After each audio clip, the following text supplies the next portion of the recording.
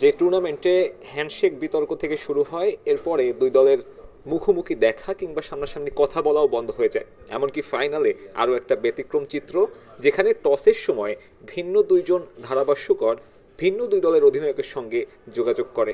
এমন সব বিরল চিত্রের পরে যখন ফাইনালটা শেষ হলো, তখন ধারণা করা হচ্ছিল অদ্ভুতের এই এশিয়া কাপের পর্দাটা তো অবশেষে নামলো।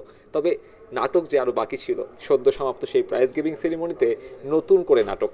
খেলা শেষ হওয়ার 1.5 ঘন্টা পর্যন্ত দাঁড় করিয়ে রাখা হয় উপস্থিত অতিথিদের, যেখানে ছিলেন এসিসির প্রধান মহসিন নাকভি থেকে শুরু করে বিসিবি প্রধান আমিনুল ইসলাম বুলবুল। তবে ভারতীয় ক্রিকেটারদের একটাই কথা, পাকিস্তানি মহসিন নাকভির হাত থেকে তারা নিবে না শিরোপাটা। এবং শেষ পর্যন্ত 1.5 ঘন্টা দাঁড়িয়ে থাকার পরে বেশ তড়িঘড়ি করে মাঠ ছাড়তে বাধ্য হন মহসিন নাকভি, এবং এই মাঠে উপস্থিত ভারতীয় দর্শকরা তখন তাকে দুয়ধ্বনি দিয়েছে।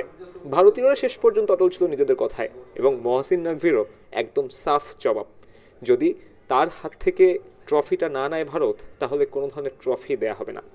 এবং তেমনটি আমরা দেখলাম, সেই ট্রফি ছাড়াই উদযাপনে শেষ হলো এশিয়া কাপ 2025।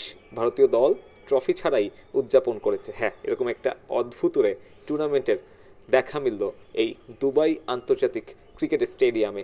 এবং মহসিন নাকভি কিন্তু সেই প্রাইজ গিভিং সেরিমনিতে শুধুমাত্র একটা পুরস্কারই দিয়েছেন, সেটা সালমান আঘাকে রানার্স আপ পুরস্কার। বাট কিন্তু সেই রানার্স আপ পুরস্কার নিয়েও আসলে দেখা গেছে যে সালমান আঘা খুব বেশি সন্তুষ্ট নয়, এবং যে দামি চেকটা রয়েছে সেটাও কিন্তু সে ছুঁড়ে মেরেছে।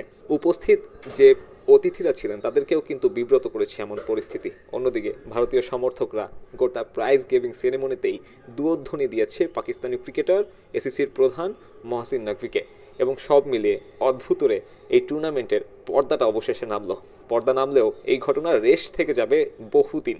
ভারত পাকিস্তানের এই হাত না মেলানোর যে কালচারটা শুরু হলো, সেই কালচার আদৌ থামবে কিনা সেটাই এখন দেখার বিষয়।